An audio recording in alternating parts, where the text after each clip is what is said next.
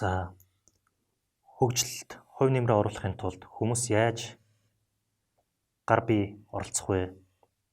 Яаж хувь нэмрээ оруулах вэ?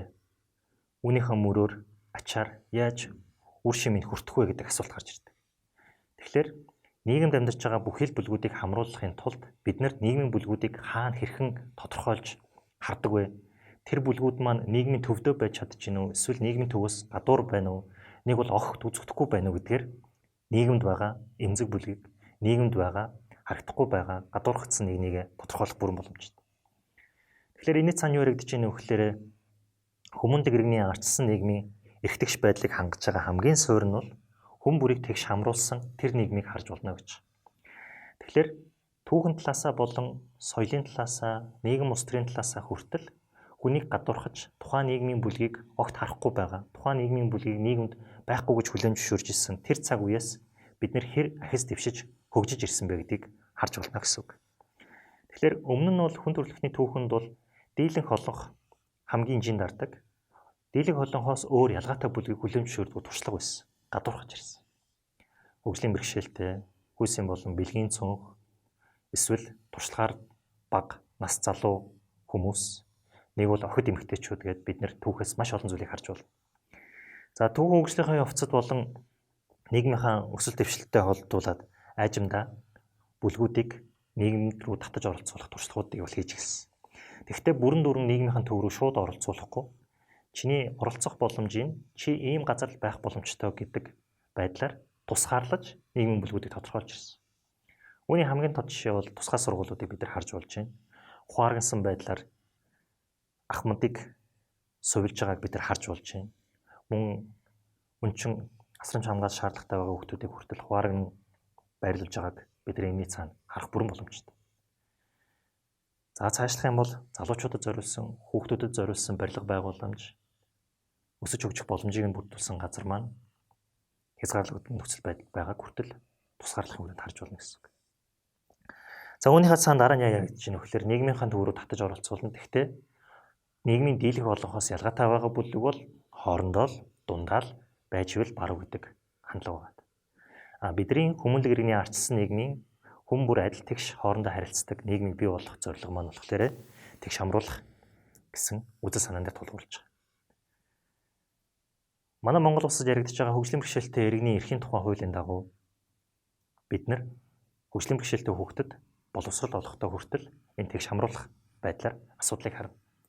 Үүний зэрэгцээгээр нийт суралцагчдын дунд авьяас бэлгээрээ онцгоорж байгаа юм уу?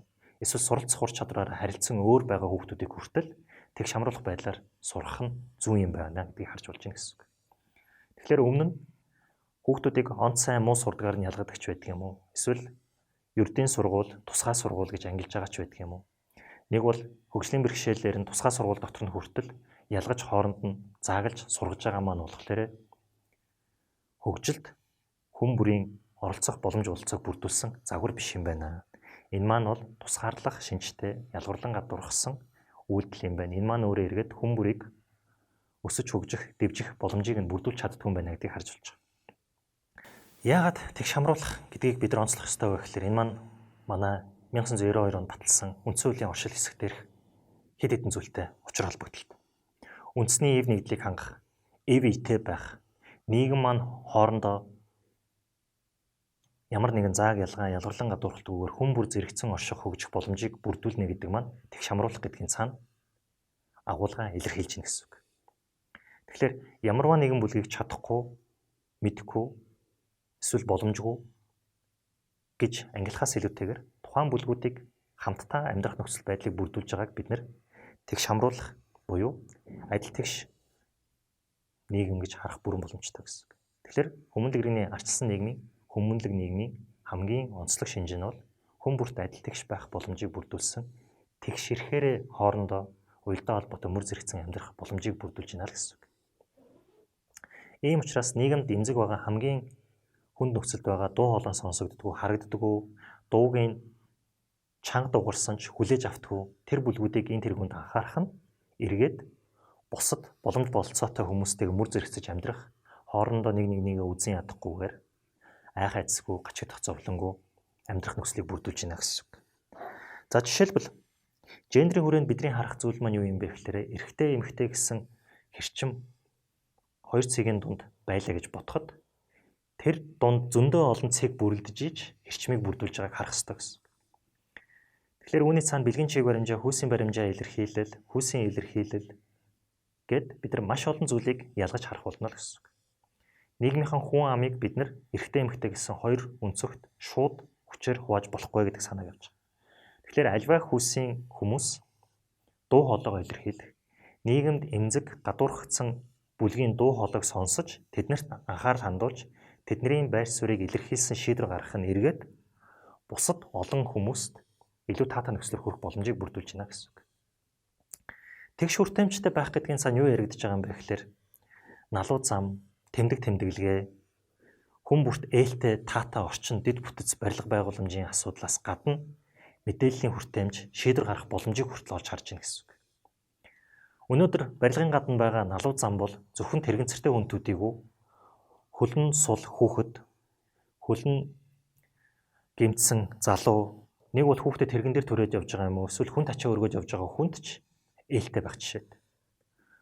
Та 30 жилийн дараа, 40 жилийн дараа өтөл хөгшин боллоо гэхэд та хинээс ч гуйхгүйгээр тухайн барилга байгууламж руу нэвтэрч орох, тухайн дэд бүтцийг ашиглах, хаашаа явах чинь тодорхой, хаана юу байгаа нь илэрхий байх нь эргээд таны амьдралд тусдаа гэсэн үг. Тэгэхээр та хинээс ч гуйхгүйгээр, хинээс ч хамаарахгүйгээр өөрийнхөө амьдралыг залгаж явхад хүртэл энэ тэгш хамруулсан нийгэм бол чухал юм байна.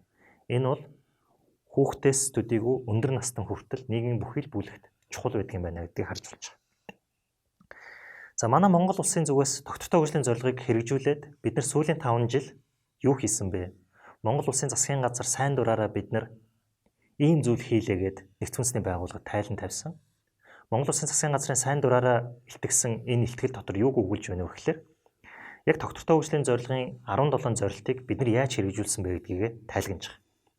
Тогтвортой хөгжлийн 17 зорилго гэдэг бол хүний эрх эрхчлөлөөг бүрэн дүрэн эдлүүлэхийн тулд бид нар юуг энэ тэргуунд анхаарч хүний хөгжлийг бүрэлдүүлэхийн тулд ямар боломж болцоог бий болгох юм бэ гэдгийг анхаарч харж байгаа улс төрийн амлалт улсуудын нэг нэгнийхээ өмнө сайн дураараа биелүүлнэ гэж үүрэг хүлээж байгаа хөгжлийн бодлогоо тодорхойлж байгаа чиг хараа гэж болно гэсэн үг. Тэгэхээр Монгол Улсын засгийн газраас илтгэсэн сайрын дурын илтгэл дээр бол агарын бохирдлын улмаас бид нар ямар хор хохирол учирж байгаа вэ? Агарын бохирдлын нөлөөгөөр бид нар юунд анхаарах ёстой вэ гэдгийг тайлбарлаж байгаа. Тэрэн дээр нийгмийн 6 бүлгийг энэ тэргуунд анхаарах ёстой байна. Залуучууд, хүүхэд, эмэгтэйчүүд, хөгжлийн бэрхшээлтэй хүмүүс, цөөнх гэд бид нар олон нөхдийг харж, олон нөхдийн амь амьдралыг анхаарч иж тэр хүмүүсийн ялгарлан гадуурхсан хүнд нөхцөл байдалд байгаа боломж болцоогоо бүрэн дүрэн эдэлж чадахгүй байгааг нь өөрчлөх, тэдгээр хүмүүсийн амьдралыг эргээр өөрчилснөөрөө улс орныхоо хөгжлийг баталгаажуулж чадах юм байна гэдэг зүйлийг харж байгаа. Яагаад нийгмийн бүлгүүдийг татан оролцуулах ёстой вэ? Яагаад нийгмийн бүлгүүдийн дуу хоолой улс төрийн шийдвэрт буюу бодлого боловсруулах, хууль тогтоох, хөгжлийн бодлогыг тодорхойлоход хүртэл чухал байдаг вэ гэхээр тухайн хүмүүс ямар нөхцөл байдалд амьдарч байгаа, ямар хүнд нөхцөлийг туулж байгаас үл хамааран тухайн хүмүүс хүний эрх гэдэг зүйлийг эдэлж байгаа бодгал гэж харна гэсэн үг. Тэгэхээр төр альва хүний өмнө аюулгүй байдал сайн сайхан амар амгалан байдлыг нь бий болох үүрэгтэй бол тэрхүү үүргээ биелүүлэхийн тулд хүний эрхийг хэрхэн эдлүүлж ийнэ вэ гэдгийг нь харах асуудал яригдаж байгаа.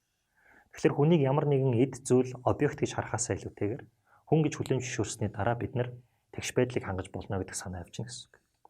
За дараа нь яригдаж байгаа зүйл юу юм бэ гэхээр хүн эрх чөлөөтэй юм бол хүн өөрөө өөрт байгаа болцоон дээр тулгуурлаад боломжит нөхцлөөсөө өөрөө шийдвэрээ гаргаад өсөж хөгжиж явж байгаа юм бол тэр хүн өөрийнхөө амьдралыг бүтээж ийн гэсэн. Тэгэхээр арчилсан чөлөөт нийгмийн гол амин сүнс бол хүн өөрийгөө эрх чөлөөт байдлаар бүтээх тухай ойлголтыг ярьдаг.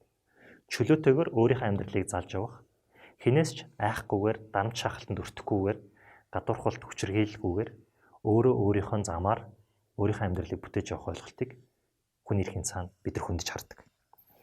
За үүний зэрэгцээгээр бид нар хүний эрхийг хэрхэн эдлүүлснээр нь хүнтэй бид нар хүн гэдэг бод галыг нь хүндэтгэж харьцснаар нь өөрөөсөө эргээд хүний амьдралын чанарыг сайжруулах бүрэн боломжтой.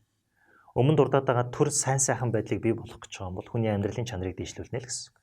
Тэгэхээр нийгмийн эдийн засаг, хууль зүйн болон бусад баталгаагаа бүрдүүлж, сайжруулж, түүгээрээ дамжуулж хүний амьдралыг сайжруулах, хүний амьдралын чанарыг дээшлүүлэх нь өөрөө хүний эрхийг хэрхэн эдлүүлж байна вэ? Эрх чөлөөг нь хэрхэн бодит биелэл болгож байна гэдгээс бүрэн хамаарж байна гэж харж болно. Дараа нь яригдж байгаа зүйл юу юм бэ гэхээр хүн ямар нэгэн арга хэрэгсэл биш. Хүн төрийн хүрэх гээд байгаа зорилгод нь үйлчилдэг арга хэрэгсэл багаж бол биш юм а гэж. Тэгэхээр төр маань өөрөө хүний сайн сайхны төлөө, хүний сайн сайхан амар амгалан байдлыг бүрдүүлэхийн тулд, аюулгүй байдлыг нь хангахын тулд үйлчлэх ёстой, нөхцөл байдлыг нь бүрдүүлэх ёстой, боломжийг нь бүрэн дүүрэн бий болгоход чухалчилж анхаарах ёстой байна гэдгийг эндээс харж болж байна гэсэн. Эндээс эргээ харах юм бол бид нар юу гэж дүгнж болох вэ гэхээр хөгжил, хүний эрх, энх тайван гэдэг ойлголт бол тус тусдаа зүйл биш юм байна. Нийгмийн бүлгүүд маань өөрсдөө боломж болцоогоор хөгжиж байгаа маань эргээд нийгэм ив итээ сайн сайхан болох, дарамт шахалт хүчирхийлэл, зөрчилдөөнгүй оршин тогтнох, мөн хүний эрхийг хэрхэн эдлүүлснээр нь тухайн хүний хөгжлийг баримжаалж болно гэдэг санаа маань нэг нэгнтэйгээ харилцан уялдаатай, нэг нэгэндээ нөлөөлж байдаг зүйл юм байна. Аль нэгийг нь эренбэлж энэ тэргуунд анхаарахгүйгээр нэгэн зэрэг бүрэн дүүрэн бодит биелэл болгоход нь анхаарч ах хэрэгтэй байна гэдгийг харж болж байна. Дараа нь яригдж байгаа зүйл маань юу юм бэ гэхээр үр дүнд хүрэх нь чухал хэдий боловч, хүний эрх чөлөөг бодит биелэл болгох нь чухал хэдий боловч, тухайн бодит үйл болгох гэж байгаа үйл ажиллагаа маань, арга хэмжээ маань процессынхаа хувьд бас хүний эрх чөлөөг дээдлсэн, хүнийг анхаарч, хүнийг боломж болцоог нь бүрэн дүүрэн хангахын тулд зорж явна гэдэг санаа авчина.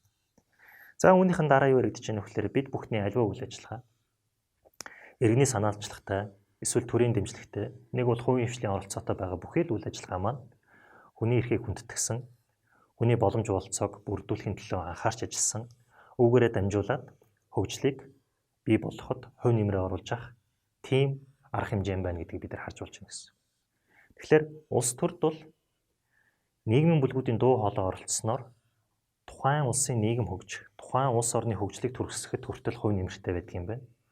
Харилцан адилгүй талууд оролцож орж ирснээр хөгжлийг тал бүрээс нь бүрэн дүүрэн тодорхойлох, нөөцөө зохистой хуваарлах, үүн дээрээ тулгуурлаад бодлого шийдвэрээ бодиттой бүрэн дүүрэн хугацаанд хэрэгжүүлэх боломжийг бүрддэг юм байна гэдгийг харж болж байгаа. За анхаарал тавьсан та бүхэнд баярлалаа.